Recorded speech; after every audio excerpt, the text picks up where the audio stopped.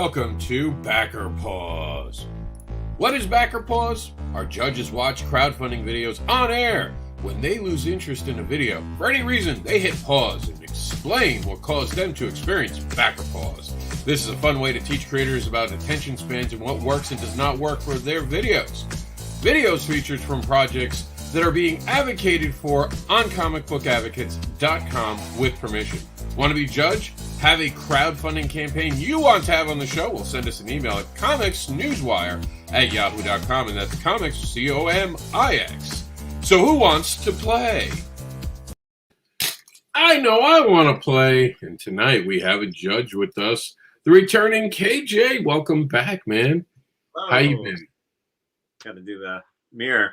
Good. Yeah, been pushing my campaign that got funded yesterday, and feeling good about it. 9 days left, and we are off. There we go, Sophia Saturn. I kept meaning to ask you this. Does the story start on prom night? I always see the high school trailer, and I was curious. That would be an interesting night for it all to have started. Right. No, it actually starts with their senior trip. It's a graduation, and they go off to Titan's Moon Rhea and for a camping trip, and from there they get sucked into a cosmic wormhole, and their lives change. All right. Well, we're going to invite anyone to come join us for today's show. We have less of the actual crowdfunding today, so we have some room. If people want to jump on, I'll throw it out there. But for now, we're going to get right into KJ's video. Let's check out Saturn. You didn't change the video, right? Same video? No, I didn't. I've been wanting to from the critiques from the first Backer Pause that you guys critiqued it on. I don't think it's I like it. And there's no one here to stop us. The teen space adventure, Sophia Saturn, concludes its first story arc with the final chapters of the 5-issue miniseries. Sophia is a high school senior ready to start her adult life, until she and her friends get sucked through a cosmic wormhole and into the middle of an intergalactic war. After the surprising cliffhanger of issue number 3, Sophia is back to wrap up her first story arc and decide where this journey will take her. With this campaign, we are trying to bring issues number 4 and number 5 of the 5-issue miniseries to print. Don't miss out on this unique opportunity to get these limited edition comic books. This cosmic tale is written by KJ Kaminsky with dynamic artwork by Ben Herrera and brilliant colors by Ross A. Campbell. The team comes together to create a fun, all-ages comic series with an animated style and tone. Issue number 1 features variant covers by industry veterans Drew E. Johnson and David Williams, as well as the limited exclusive black and white covers that show off the artist's tremendous line work. Also available is an exclusive t-shirt you can only get in this campaign. With your help, we'll be able to conclude the first space adventure of Sophia Saturn and her friends.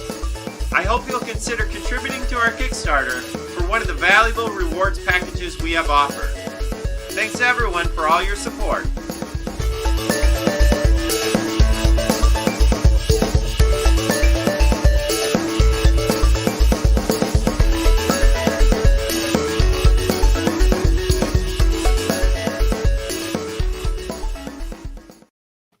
I like the music. I think the music's cool. Sorry, that's just feedback from me. Technomax. He does royalty-free music that you can use in things like animation and video games and stuff like this. As long as you credit him, he's okay with it. I appreciate people like that. One of the types of people I appreciate are the honest type. Trish is back. Hide your videos. Trish is returned to tell you all about how bad your videos are. Too bad, KJ. You never have to go through Trish because she's here late. No, I wasn't part of my video on that video at all. It was quick, simple, and to the point. And it was like, there was no like jump on now. You missed out. You know, it was like, hey, you can still catch up. So I liked it. It was simple and to the point. Thanks. Big, KJ. That's big. That's big. She's ripped my heart out live on the show. She don't care about those. She's been like, your video sucks. Mortal Kombat, the movie, actually has a cameo by Trish where she just comes in and talks about a fatality. She's like, that's a horrible fatality. I'm harsh, but you know what? I mean, my money's important to me. So if I want to back something, I want to make sure it's well worth my time and my effort. And so God bless that. That's the whole point of this show, right? Is this worth your time? Is it worth your money? So I appreciate you for that. All right, so we have the rundown to go through. We're going to start off. You guys both know how to play the game, right? Yeah. Sure. Let's check out our first up on the docket for today. We have the Illuminous Age. This is the tavern one. The art is beautiful in this, but will the video have the beauty that can withstand Trish? Remember to raise your hand because there's just two of you. One hand gets the pause. So here we go.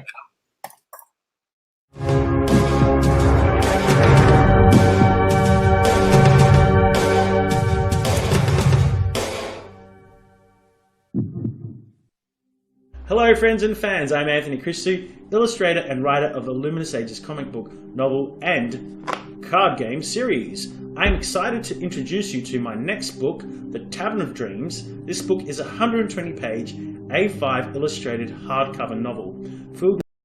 Wow, Trish, we're ready? Wow. Like, damn, Trish, like, let him breathe. I have seen this video. To be fair, I have seen this video, and I don't want to hear about his game and his plots and all that other stuff. Let's just get straight to what the book is about and not all the extra stuff that you do on the side. In fairness, though, that is all stuff that was available on the campaign. All those other things. That was just so the watching audience can understand. He wasn't just talking about accolades. He was actually talking about products. But I understand what Trish says because, KJ, you were on 2 weeks ago, and we all said it even that week. Yeah. It felt more like an infomercial. This was one of the ones that got paused, actually, by KJ and the other guests that night because it really was more of an infomercial than a Kickstarter video. His art's beautiful, though. Yeah, the art's beautiful and gorgeous, but I don't want an infomercial. I want what the book is about. And then he should go with what the book's about. And then also you can get this stuff and go further on. Get me involved in the story.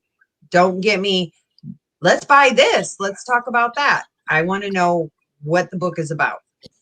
I'll say this too. Go ahead, KJ. Oh, I'm sorry. So the elevator pitch first before he introduces himself and everything. And no one has said this yet, and I'll say it since the last time on the show. That long beginning already annoys me. And that's just my ADHD. It takes way too I hate it when a movie does it. When I go to see a movie and I have to watch the Disney, yes, I know Disney. You made the movie. Let's get to it. That's why I always like Marvel, because Marvel's is so quick and it shows you something new every time. It tries to entertain you with that actual B-roll that they're actually using. I appreciate that about Marvel, because they seem to think that I actually matter and they want to entertain me every second they can. Do that. Don't play your logo in the beginning. Remember, you're asking people for money. That is not the time to play cute.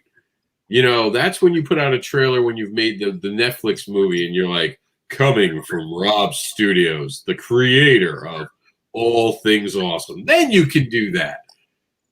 All right. So that's it. Thanks, Anthony, for being part of Packer Paws. I think that's the quickest thing, Trish. I don't think anyone's ever done that before. Well, you want honesty. I mean, I didn't back it because I'm like, you know what? I don't really want to hear all the other. I want straight to the point. If I know the point, I'm going to back it. All right, Trish, try not to be hard on the Moby Dick here. Can I raise it because it has dick? No, I'm just kidding. I'm kidding. No, I think this video will at least last 10 seconds. Start the clock. Let's see if it can survive 10 seconds of Trish. Hey, Kickstarter. Let's do this again. We're on our 4th voyage now. The response to what began as a humble webcomic was pretty overwhelming, I am not going to lie. We never expected the level of enthusiasm that we saw. Because of you guys, we printed 3 issues in this twisted tale, And now, we're ready to do it again. If you're new to this series, Moby Dick Back from the Deep tells the story of the white whale returning in modern times, now as a zombified beast causing chaos and devastation wherever it goes. It's told through the eyes of Catherine Barlow, a resident of White Sands Beach and the daughter of the town mayor. Thanks to the whale, she's seen chaos, death, and loss. Of course, it's not a Moby Dick story without Captain Ahab, which brings us to this issue. In this chapter, Catherine sets sail with Ahab and his undead crew aboard the Pequod, a ghost ship that appeared shortly after Moby Dick did. Once again, our story is brought to life by the spectacular, haunting artwork of Joe Billising, the mastermind behind Brave New Garage Studio. Expect sea monsters, terror, and, if I may be so bold, a little bit of heart. So check us out. We'd love to welcome you aboard. And I'll leave you with these closing words of wisdom from Ahab himself.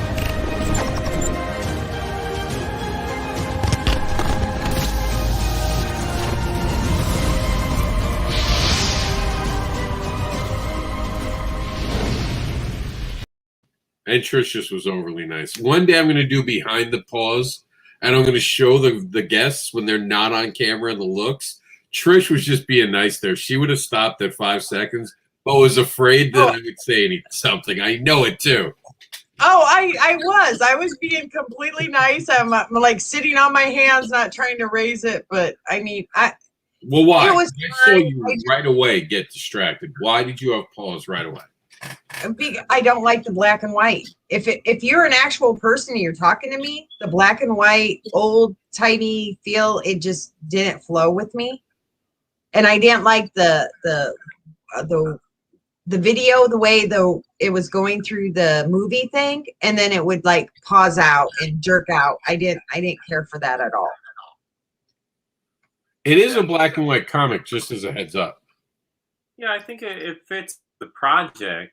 It's a little stylistic than others, but at the same time, I can see what you're saying.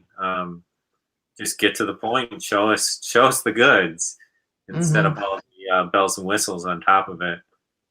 I'll be honest, I really like that video. It entertained me enough. I understand Trisha's point. I don't disagree with her. I like black and white comics. So I think that's the difference, is I like black and white comics. And when I see black and white, I'll be honest, if it was a color comic, I would completely agree with Trish, because now you've thrown me. But when I see someone doing black and white stuff like that and the horror thing, and I'm not a horror person, but I think this is a clever idea. Moby Dick as a zombie, just imagine a dick racing around trying to get you as a zombie. You know, that's terrifying. It's terrifying. The zombie dick's after you. I'm worried. But, you know, I do think that I get Trisha's points, as always. She's right, because I do think it's a little hard, because remember, we're making comics, we're not making movies. And I hate when Marvel and DC make their comics look like movies or make their movies try to look like comics. Keep them separated. You have two very good businesses and you do really well with both businesses. Let them be who they're going to be. Do you guys agree with that? Like, sometimes you got to hit your marketing audience. And again, I think this is not a time to show off a trailer. This is a time to talk to people. Like Trish has always said, be on the video, be genuine, show me who you are. Like KJ, your video is perfect. You talk about your experience of creating the thing. You're talking about it. You talk a little bit about merchandising, which is cheap pop. You know, I get it. I understand it. You got to make money somehow. You know, you got to sell them. There's a reason that McDonald's asks, would you like fries with that? You have to do the add-ons. His cheap pop was less than 2 minutes of my time, and I appreciate that. I don't want it to go to 4, 5, 7 minutes, or that one was 21 minutes or something like that. The one video, and I'm just like, 2 minutes or less. Video. No one ever, and I cut it up. And one day, because Trish was mean to me about it, like, this is horrible. So I made Trish watch the first 2 minutes of the one, and she was like, "No, Rob, I want to see yours again. Yours was so much better." I was like, "You don't want to sit around and watch the other month?" She's like, "No." I'm like, "Okay, fine." But unfortunately, that one never funded. I do think the part of that funding issue was like AJ, you said it, Trish, you say it all the time. Get in there with your pitch. And that's what I like about this. Excuse me, sorry. That's what I like about this. He gets to the pitch. He gets to it rather quickly. He does invite new readers, and I thought Trish would like that. I'm glad she got to see that. He Oh does yeah, invite I them in the right appreciate way. that. Yeah, I he does. appreciate that. So, but this is the first time I'm actually seeing this Oh, or right. hearing anything about it. I haven't seen him on any shows. I haven't seen him posting on Facebook or anything else. So this is the first time I've seen this. I'm sorry, I've been sick, so I don't know if he has No, or that so. I'm that- I just don't I'm know. just letting you know if I don't know what's out there. I mean, I've been working crazy hours, so if I don't see it in my Facebook feed or somebody posting something about it, I'm not going to know about it. So if I don't know about it, I bet you there's at least 1,000 other people that don't know about it. Yeah, well, hopefully we're showing some people. I know KJ I see all the time. I love what he puts together. His promotional pieces are awesome. Doing it right, different images every day, something exciting. He's talking about the previous catalog. He's inviting you to be part of it. So I think KJ knows how to, and I've seen him at shows. He knows how to market it. And how many books do you have now, KJ? I think this will be 13 or something. 13 single issues. But yeah, Wow. I'm so much more comfortable at shows and pitching directly to people. I'm learning a lot with this latest campaign with social media, trying to get that bigger reach and doing the right things with the Kickstarter itself. And hopefully, the next one I do is even better.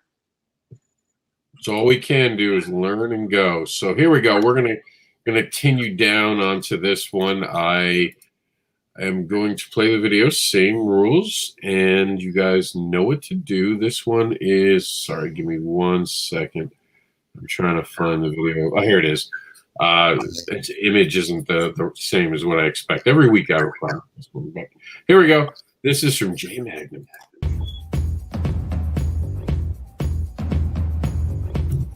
Long intro. What would happen if Earth was attacked by hostile aliens, but there were no superheroes to stop them? Only the most outrageous bunch of characters you'd ever expect? Well, you can find out by backing the award-winning Astral Trilogy. I'm Jay Magnum, creator, writer, producer of the Astral series. Catch up on all the adventure and fun with our complete 3-volume Astral Trilogy, which includes all 3 books, 333 pages of story, plus almost 50 more pages of extra bonus material. In the near future, disgraced ex-astronaut Jonathan Devane must assemble a ragtag team of misfits in an attempt to stop a devastating attack on Earth by malevolent alien raiders called... My eyesight, Rob. I'm not digging the all the different videos and shifting in and out and stuff like that. It's killing my eyesight.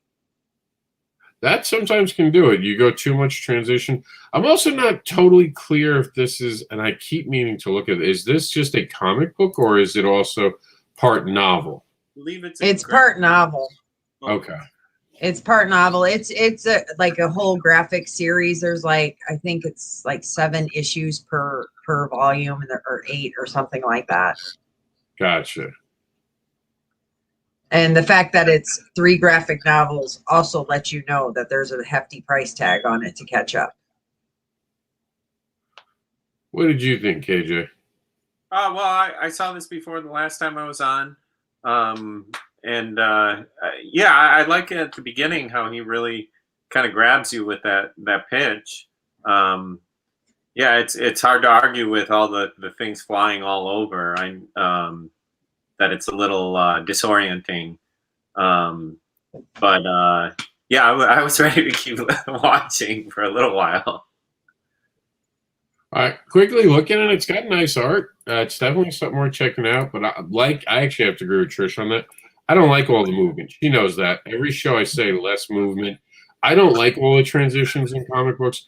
What most people don't realize is with comic book art, and I don't know if you both do this, I start to look at the line work.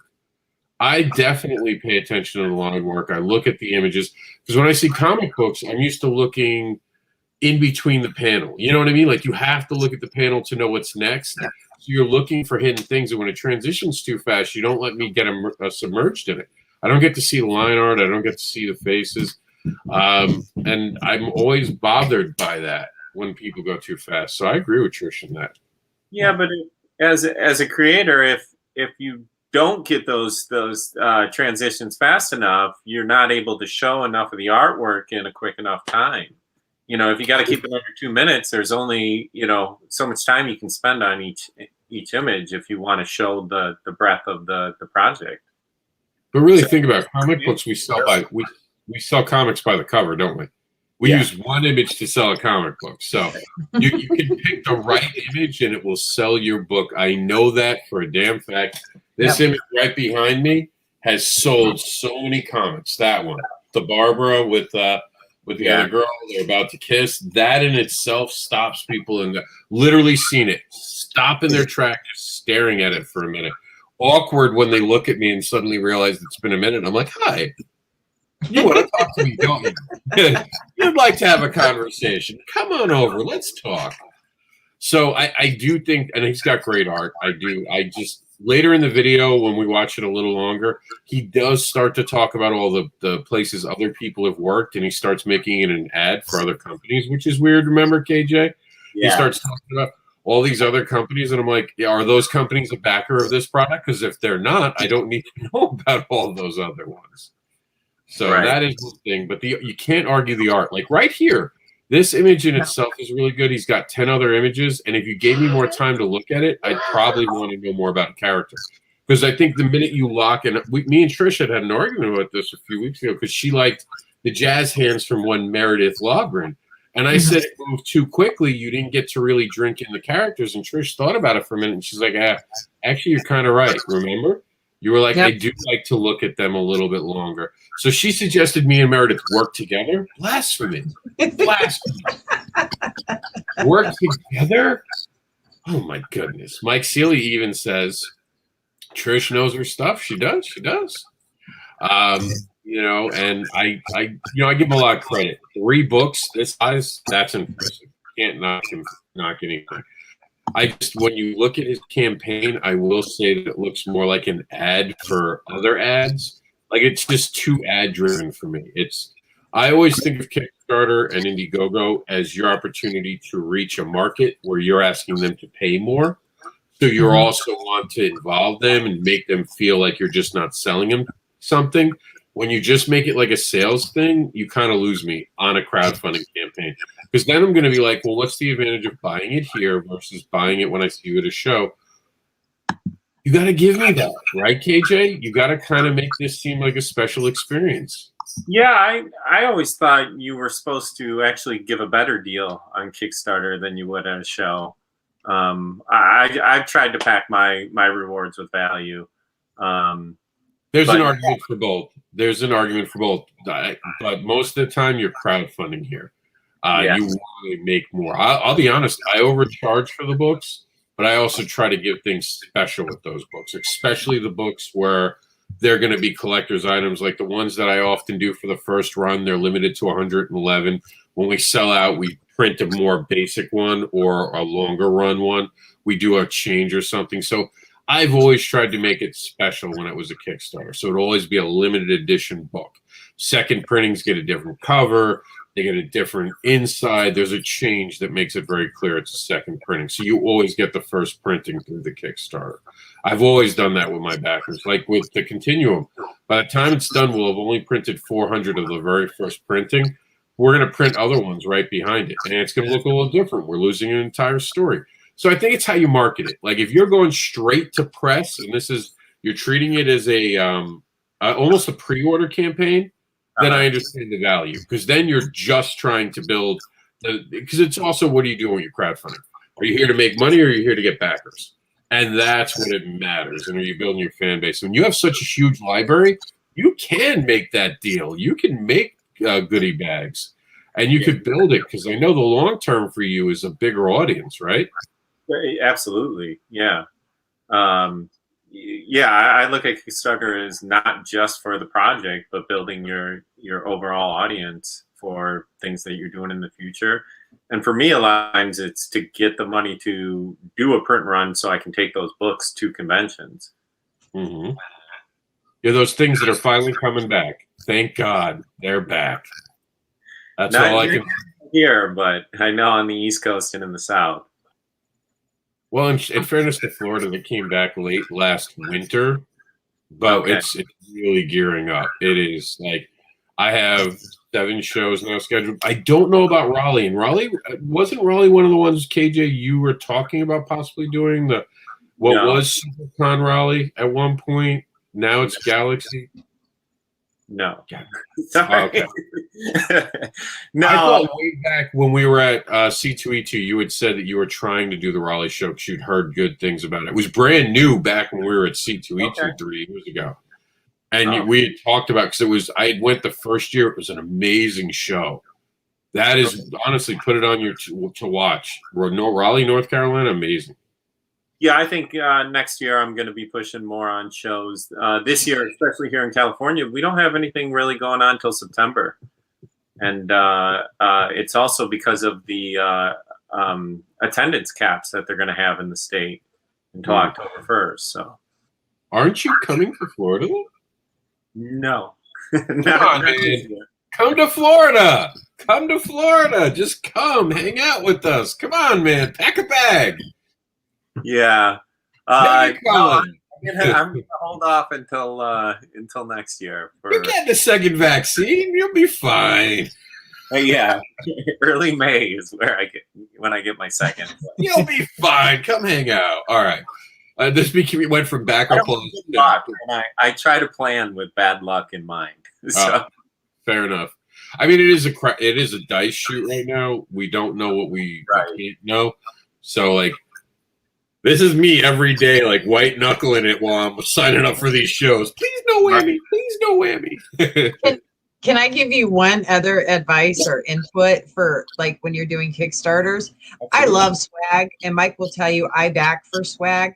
But I want swag I can actually use. Such as bags, bookmarkers, door hangers, things like that I can use. I mean, I love stickers and all that.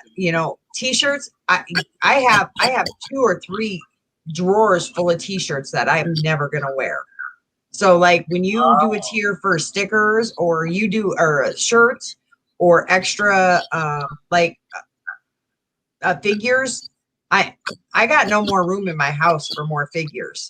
So I'd rather just it be usable stuff that I can use on a regular basis. So that's great if you're wasting all your money to give me all this other stuff that really, me and several other people I know, we talked about this. We don't need all that extra swag. We appreciate it. Do we need it? No. Does it just go in a drawer? Yes. And are you guys wasting extra money? Because I see that on a lot of Kickstarters, they'll say, 40% or whatever went to backer stuff. Well, why are you spending that much on stuff we really don't need or don't want? Yeah. With our T-shirt that we have, I try and do that as an add-on and try and do a better value package. Our first stretch goal is going to be stickers. But yeah, the reusable grocery bag, I think, would be a great one. Because like they're you can order them, you can get them online for like 60 cents, and then like, you know what I mean. You find somebody that has a Cricut, they can screen on your emblem, your logo, you know what I mean, and dirt cheap and less than $1 for a Kickstarter goal. Sweet, yeah, thanks, yeah. Great advice. Yeah, I would rather have the bags because Mike knows, like, I work all the time. I have like a couple different bags, and I'm like, I love my bags. I'm like, send me more bags. You guys can send me more bags. Okay, definitely. And thank you, Thomas, for the comment. He said the insight I get for backer pause is crazy helpful. Keep it up. If we plan to. I always say this when it comes to these types of things. Always just stay positive, get out there, put out your information. You never know who's going to react to a video a certain way, but reach as many people as you can by making an interesting video. That's all you can do. Even the videos that sometimes get paused that I make, people do say, no, I was interested. I would look more. The whole point of the videos, would you look more? Was it enough for you to look at the campaign, or did it turn you off? And a lot of times, we don't hear that. We don't hear that anyone gets put off by it. They just don't want to watch it. So that's good. So with that in mind, we're going to check out Apex now. And I actually like this video. I'm curious. Can I pull myself from this one? because like we know who the editor is, and it's my editor too, and it's conflict of interest if I Yeah, play you on can this. qualify yourself. I don't mind. KJ, this one's all yours. Okay. Hi, my name is Ben Cook. My entire life, I've been fascinated by nature, evolution, and how we came to be. Years ago, I started wondering what the next stage of evolution would look like. The result was Apex, a noir comic based in Cess, a city built on a pile of trash. Cess isn't just a place in Apex. It's one of the characters. In a story about evolution, the ecosystem is as important as the creatures within it, and Cess is no different. This polluted no man's land of advanced technology and decadence brings the best and the worst of us together, and that makes it the perfect environment for something new to emerge. Meet Mohini. By night, she tends bar at a fetish club called Transgression, a place where her full set of canine teeth and predator eyes can pass largely unnoticed. But by day, she hunts. Let me be clear, Mohini is not human. She's just forced to live among us like our ancestors did with Neanderthal and Homo erectus. She's not interested in coexistence. She's designed to dominate, and the people of Cess are not prepared. Witness a new fight for survival, and discover what it means when our species loses its place at the top of the food chain. The future is here, and she's hungry.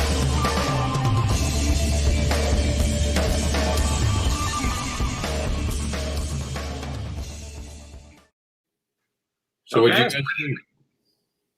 So you're pulling yourself out, Trish? Yeah. I want everybody back, Ben.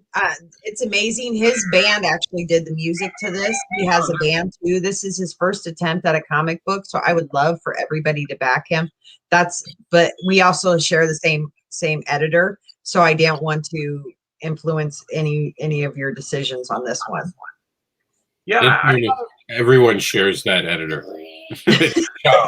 Chuck's the editor, so Chuck's edited like half of the stuff coming out right now. But what did you think, KJ? Yeah, I thought it was interesting. It kept me going with the video and everything. I kind of think that they need more of an elevator pitch at the beginning, because it's a lot of explaining of the world before you realize kind of what the comic is about. There was that last few seconds, I think. I'm not going to be able to repeat exactly what he said, but explaining how this is the next evolution, and something about, is the human. I'm sorry, I'm having a hard time. The apex predator part, where this is the evolution of humans. Yeah. I think that it needed to get more of the pitch instead of, the whole thing about the city being part of the story and a character in the story was really cool, and it kept me interested, but it took a little while to kind of figure out what the story was going to be about, and that real hook that was going to pull me in to say, I want to read this, not just I'm curious about what this is about. They had me at Fetish Club, so I don't know. Once I heard Fetish Club, I'm like, take my money. Sure you don't want to say anything, Trish? Not even a little? Oh, sure. I needed it to go a little bit faster and not be so talky. That's the truth of it. I love Ben. He's amazing, but I didn't need the whole, this is the world, this is this is that. You know what? Give me your quicker elevator pitch. Come on, let's go to it. Right. All right. Because actually, I would have stopped it at like about 35 seconds into it. In this world, no. What were you going to say, KJ, before we go to the Black Suns thing? I think part of this shows that you need to get that pitch up front on your video, because everything past the pitch is just more frosting on top. And so if somebody kind of gets bored, they might still be interested enough to back your project and know enough from the pitch to just move on. Yep. Well, the pitch is the hook. If you don't hook them, they walk away. Let's see if Black Sun can hook our actual judges tonight. Into the realm of Shinkoku. Kabukimono bandits raid a heavily guarded caravan, expecting to find great treasure. Arashi Kumataka, the old Tengu, well past his prime, but still a master swordsman, and Kigare Hakajima, a hot-headed young samurai, valiantly defend the caravan in this epic adventure set in feudal, mythological Japan. 34 stunning pages of stunning, digitally painted interior artwork. The villainous bandits find no gold. Instead, the caravan is carrying a Yatayo princess who was betrothed to the shogun. The bandits cut their losses and kidnap the princess, thinking she might be worth something anyway. Toramio, the leader of the Kabukimono bandits, always gets what he wants, either with gold, charm, or steel. We had an exciting opportunity to give a sneak peek of the script to samurai actor Kita Arai to seek his advice on capturing the authentic warrior spirit of a true samurai.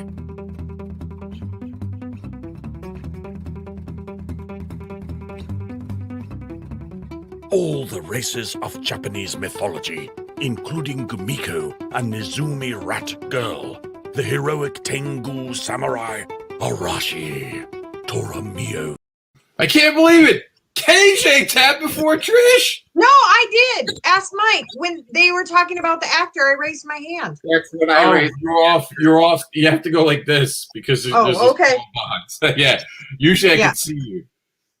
I thought that was cool that the actor liked it, Trish. Why? Why, Trish? Because I don't care. I want to know about the book. That's great. You know, how many books has Stan Lee back, or, you know, Brian Pulido, or anybody else? Oh, that's a cool book. You know what? They like their books too. I don't want to hear about it. I want to know what this book is. It's issue 1. Tell me what I'm getting. I don't care who else likes it. Tell Trish why she wants it. All right, KJ, what made you that? Yeah, I totally agree. I raised my hand at the same time once you brought the actor in. It just, yeah, I don't care. Like, I want to know why I would like it, not why somebody else likes it, or that somebody else gave it their seal of approval, especially somebody that I'm not familiar with. Yeah, I'm the same way. I don't care who it is. The Rock could say, and I love The Rock, man. The Rock is like a hero to me. The Rock could say, "This is awesome. You should back it." I'm like, "That's cool, Rock." I feel bad. Tom said this is the most negative show he's ever seen. I'm like, no, dude. I've trashed every video. Like, who are you with? Where you guys got like into like a horror fest, and that was nothing. When Ben and Chuck were on here, the Canadians tore everything to sunder. I was like, it's bad when you're the nice guy in the show and you go around calling yourself the devil. You're the nice guy, and I was like, Canadians are not nice. They are not nice people at all. At the end of the night, I was crying for other people. But no, Trisha's actually well behaved tonight. You have no idea. I am being good. I am being good. You know, I'm giving everything its chance, but I'm bored. I'm done. Move on. It's the reality of the show, man. Just like the New York show, man. You get 1 minute, make it happen. That's New York. You got 1 minute. Get me or you lose me. Mm-hmm. So, and it looked interesting. The artwork looked good. The story sounded cool. It just, it's kind of like we talked about the other video where they started pumping up how they worked for Marvel and DC and stuff. It's irrelevant to the pitch. Yeah, exactly. Yeah, if he had just kept going with the pitch and telling us where the story, even a character, I would have rather heard about a character a little bit more, a background character. You have a chance to introduce someone in that moment, introduce them. Make it about the universe you're doing, not about a real person. Yep. Especially like KJ said, most of us are like, who? Right. I mean, if it were like Stan Lee, at least we'd like to see Stan Lee, and it'd be nice to see him back alive. But if it's not, then we're just like, cool, dude, I'm going to go watch something else now. You know? So I think that's what we got. So here's Wolfsbane. And we're going to see if you guys will howl at this video or applause it.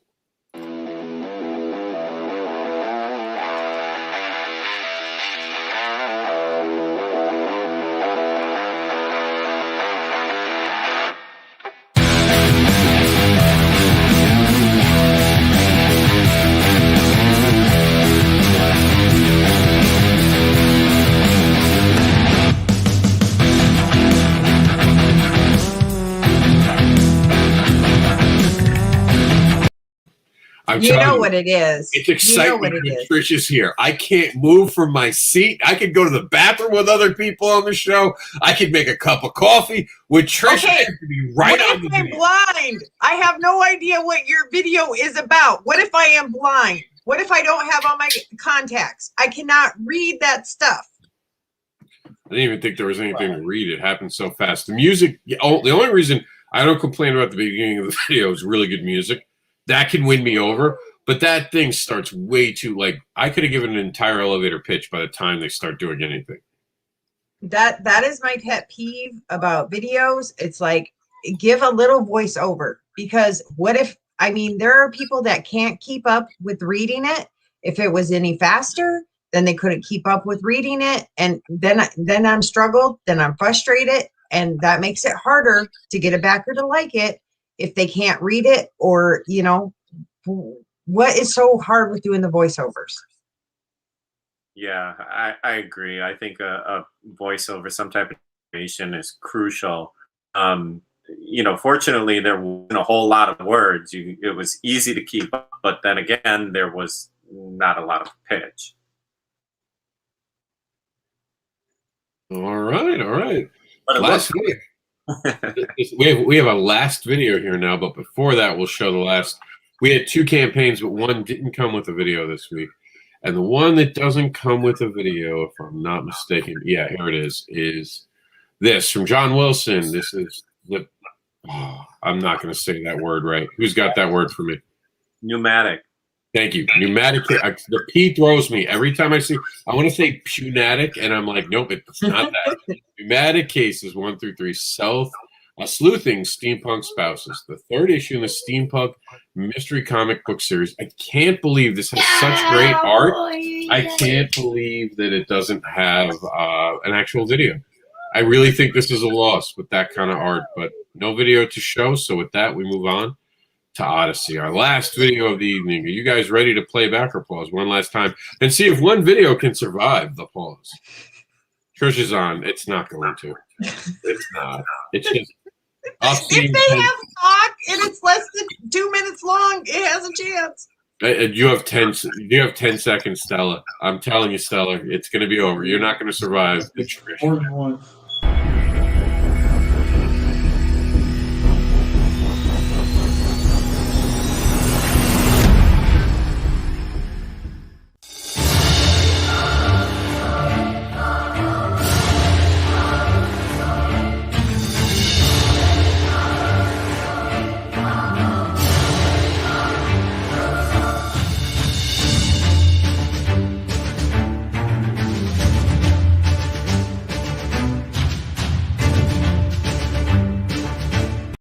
Oh my God! It was KJ. KJ ruined it. I knew Mike's in the background. He's like 10 seconds, honey. You can hold off. You can hold off. They're gonna talk. They're gonna talk. I'm watching the clock, and there's KJ like, because now you convinced him. He doesn't hear the pitch. I know it right away. He's like, no pitch. There's no pitch, no really even a concept of what it was about. The artwork looked great. The music was awesome. The video was well done, but no narration and no pitch. You know, we're not going anywhere. You know what sucks? He actually starts giving a pitch just 2 seconds after you pause. That's what Mike said. He's like, hold off, honey, hold off. And I'm like, okay, I'm waiting for the pitch. No, he really doesn't. Oh, he doesn't? No, I just checked. I was just, okay. I was like, does he? Because I didn't get to watch the video yet. And when I saw Trish in the room, I was like, well, not this week. I guess next week. I'll see the whole video. I did not expect KJ. KJ came out of nowhere and he was like, And it's funny because when you get to the end of this show, you stop being nice. We see it all the time where people have watched enough and they're like, no, I've already said this. Like you get in that mindset where you're like, where's the pitch? Give me the pitch. It's like, where's the beef? And it's better to be honest because we're here to try and help each other to improve on these, to grab people. But yeah, no narration and no pitch. Yeah, I feel bad now. It's horrible. No, I think it's right. I think you're right because I say it all the time on this show. You're absolutely right. I was happy it was KJ and not Trish because it proves the point. Everyone who comes on this show every week says the same thing. Put your elevator pitch in this. These videos require more than just music and that, especially when you've got great art. You have great art. You have great presentation, even great music. Why not throw that elevator pitch in? And have someone say it. We have so much free editing software. I've told people I use OBS. I've told people I don't spend more than 5 minutes making a video. As a golden rule, I don't spend a lot of time with transitions. And a lot of the reasons I don't do that is because it should be simple. It should be down to the point, and it should be for the people who are going to watch it. And it's supposed to be exciting that you're seeing something I'm genuine about. I don't want it to look totally polished because I don't want someone going, how much money did he spend on that video? How much time did he spend? Why isn't he doing that with his comic? I want you to know that I'm a comic book creator. I have no ambitions about making videos in my spare time. Don't care, don't want to do it.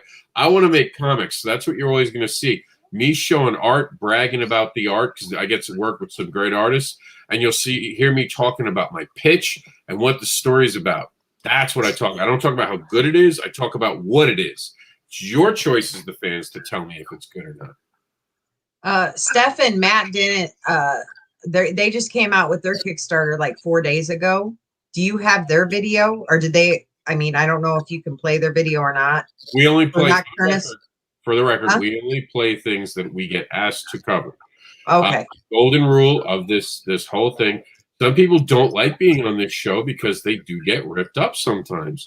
Some campaigns answer with a better video. Some people shrug and go, "Hey, I got free press." That's the whole point. People got to see. No. Somebody asked if there's a video. That's why I'm like, I backed that one, and I backed it for $100+ too because I like that video, and I'm like, I'm willing to show. You know what I mean? What we like. I have a video that Trish didn't tap out to. Are you ready, Trish? Here's a video I know Trish likes. Comics are awesome. Okay, here's a real crowdfunding video that Trish actually likes, and we'll play it. This Trish likes, and there's a reason I'm playing it, and I'll tell you in the other. Frank? I like Frank's. It's not Frank's, but it's someone you like for certain. Okay. Hello everybody, this is Brian Polito, creator of Lady Death, and we are back to unleash the most epic chapter in Lady Death's undead life. An all-new original graphic novel entitled Lady Death, Cataclysmic Majesty. This story unleashes a Coffin Comics company-wide event, Invading the Coffinverse, all 2021. In the shadows of Giza's ancient pyramids, the godlike extinction-level villain Insurrectus builds a horrifying machine with a terrible purpose. Meanwhile, his newborn demonic progeny scour the earth, hunting those with supernatural powers willing to defend the innocent. One by one, members of the Sworn fall prey to these monstrous forces. Only Lady Death and the Sisterhood, a band of untested warrior women, are left to challenge Insurrectus in his majestic, cataclysmic plans. Can the Diva of Death overcome these impossible odds as she struggles against her own wicked appetites? Or are we all doomed for once and for all? And introducing Chicago's own Mad Mike Morgue, undead gravedigger, and his pet rat, Ratso. Helping me bring this next chapter to life is our returning team. Co-writer Mike McLean, illustrator Diego Bernard, colorist Cece De La Cruz, and veteran letterer Marshall Dillon. And here is the thing. These projects are done. We just got to print, but I need your help to unleash Deathocalypse onto the world. Please pledge now and tell everyone you know that Lady Death is back to kick ass. We cannot thank you enough for your support and faith in us. It is the engine that drives us wild. Thank you so much, everybody. You effing rule.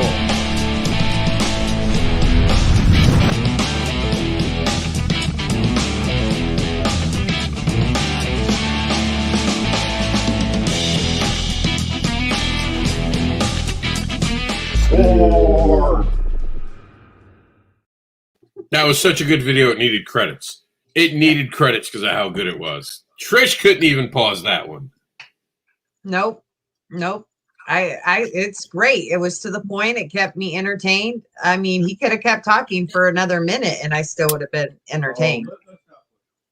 Yeah, Now, I said, let's not push it, but He knows what the reason I brought that up is Ryan, we'll be on Comic Book School's next interview next week at 8 p.m.